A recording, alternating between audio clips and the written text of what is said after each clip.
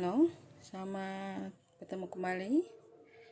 Dan di video kali ini kita akan membahas mengenai struktura prastawa ras prastranjenawa predloženia. Itu maksudnya struktur umum kalimat sederhana, ya. Jadi kita akan mempelajari bagaimana kalimat sederhana dibuat dalam bahasa Rusia. Dan memang untuk kelas bahasa Rusia dasar, target utamanya adalah bahwa para mahasiswa peserta kelas bahasa Rusia dapat membuat kalimat sederhana. Membuat kalimat sederhana di sini juga termasuk membuat kalimat pernyataan dan kalimat pertanyaan. Jadi hampir 95% materi yang diberikan dalam kelas bahasa Rusia dasar adalah meliputi kalimat sederhana ini. Kalaupun ada kalimat majemuk yang hadir, itu hanya kalimat yang mengandung kata потому что atau поэтому, yang artinya untuk потому что adalah karena, dan untuk поэтому adalah karena itu. Untuk menjawab pertanyaan почему yang artinya mengapa.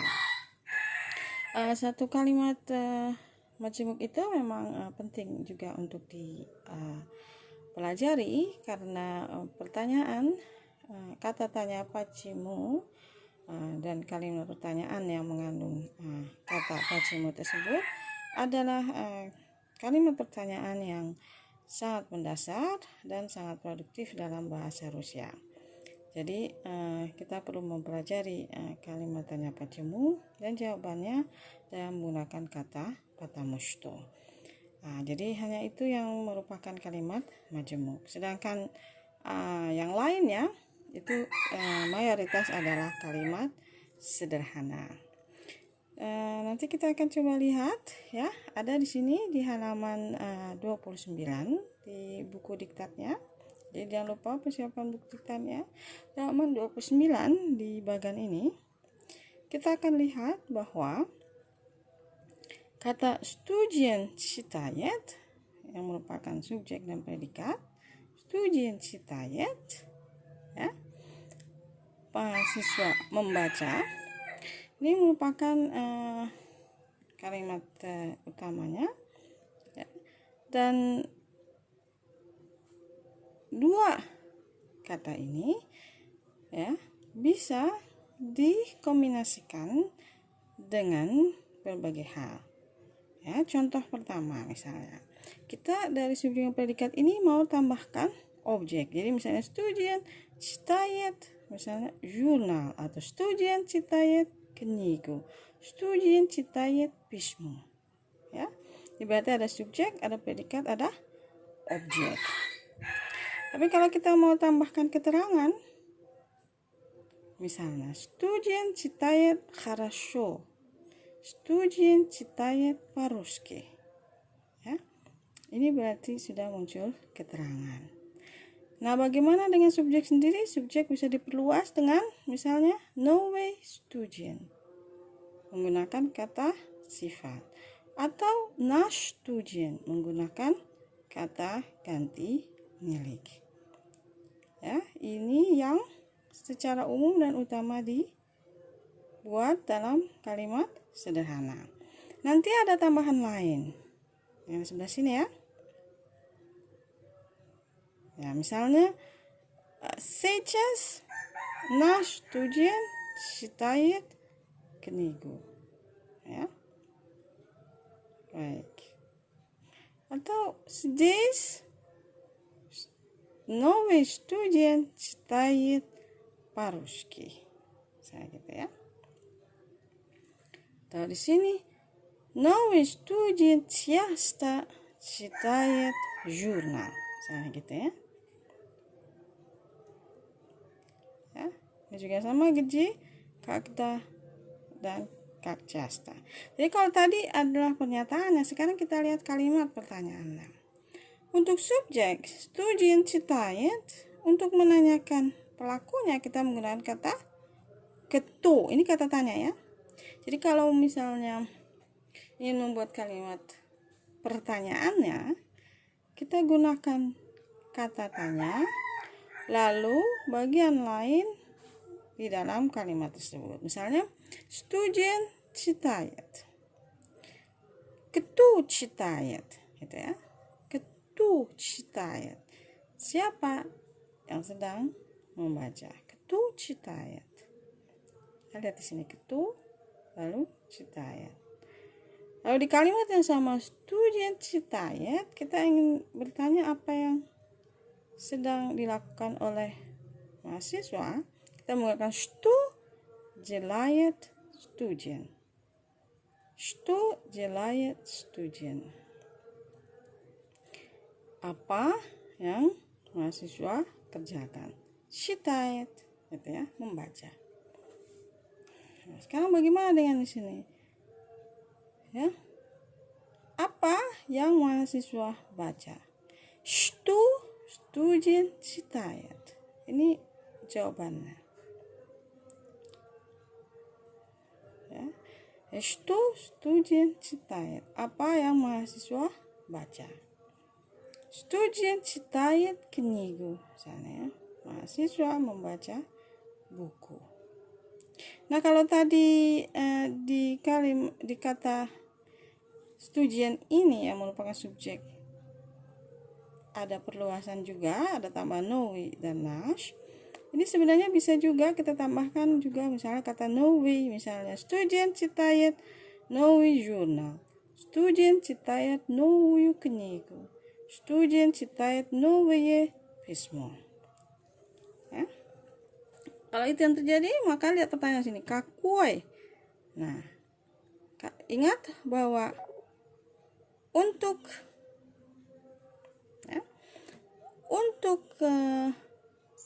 objek langsung yang merupakan maskulin tetap.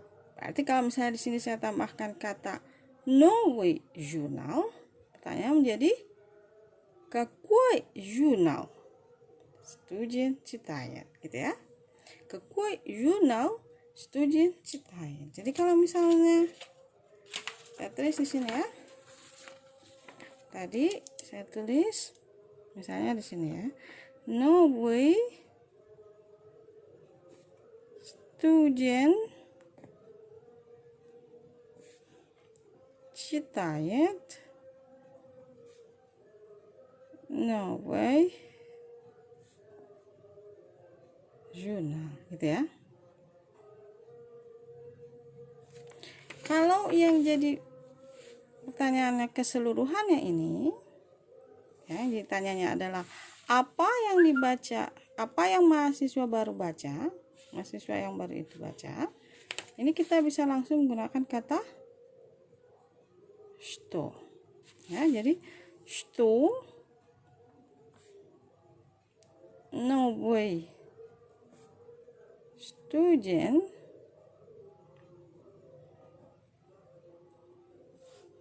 читает. Ya. Tapi kalau misalnya yang ditanya hanya yang ini, kalau ini kan misalnya nomor 1. Tapi kalau ditanya hanya novi-nya saja, yakni adalah kata sifat, kata tanya untuk kata sifat adalah какой. Jadi какой журнал новый студент читает.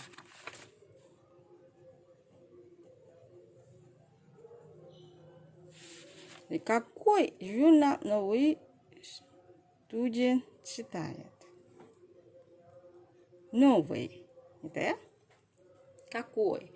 Tidak berubah karena ini adalah kata sifat untuk kata benda yang menjadi objeknya adalah kata benda maskulin, benda mati. Tapi kalau misalnya новый студент читает новую kenigu. Perhatikan, sudah berubah.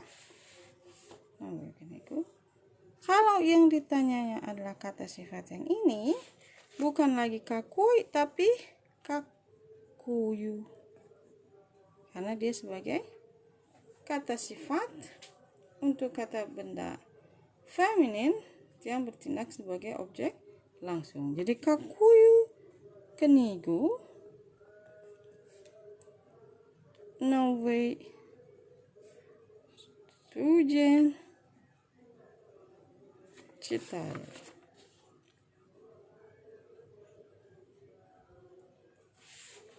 Kakuyu kenigu nowoi stujen chitaru.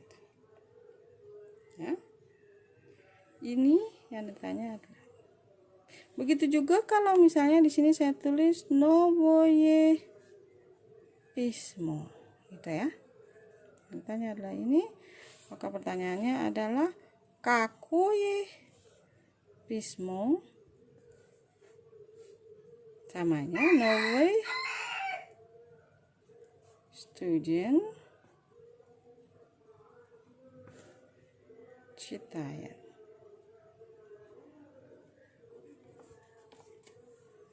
Jadi kalau di sini kakoi jurnal nowoi student chitayat, ini untuk nowoi. Karena tidak berubah, tetap kakoi. Tapi kalau nobuyu kenigu menjadi kakuyu kenigu. Kalau nobuyu yang ditanya kakuyu pismo. Tapi kalau keseluruhannya, ini merupakan objek langsung. Dia adalah shito. Jadi tergantung nanti sebenarnya bagian mana yang ingin dicari informasinya. Jadi ini mengenai kalimat tanya untuk objek langsung.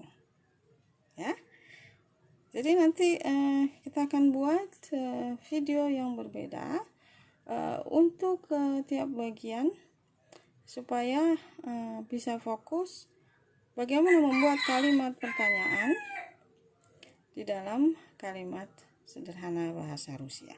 Video kali ini membahas mengenai fokusnya adalah kalimat tanya untuk objek langsung yang merupakan keseluruhan objek menggunakan kata shito atau bagiannya.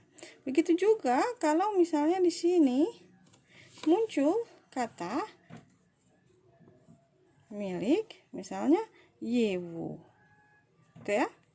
Juga nanti kalimat pertanyaan menjadi kalau misalnya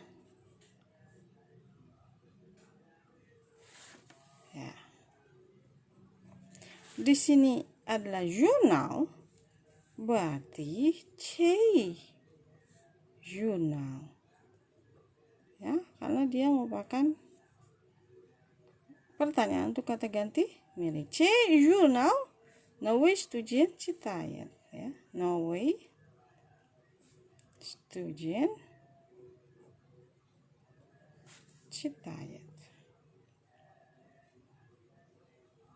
Kalau di sini untuk nowoye berarti menjadi chiyo.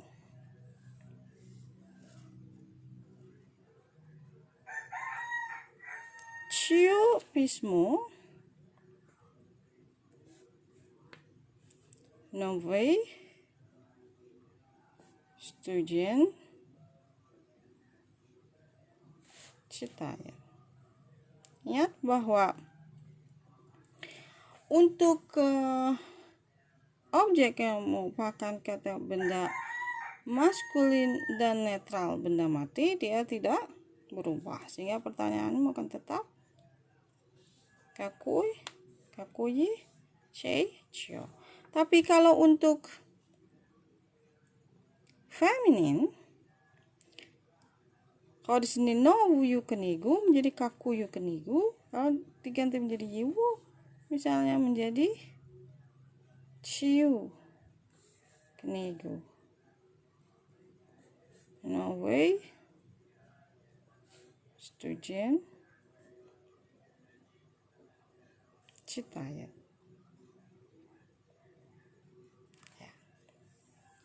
Jadi ini adalah kalimat tanya yang dibuat untuk objek langsung.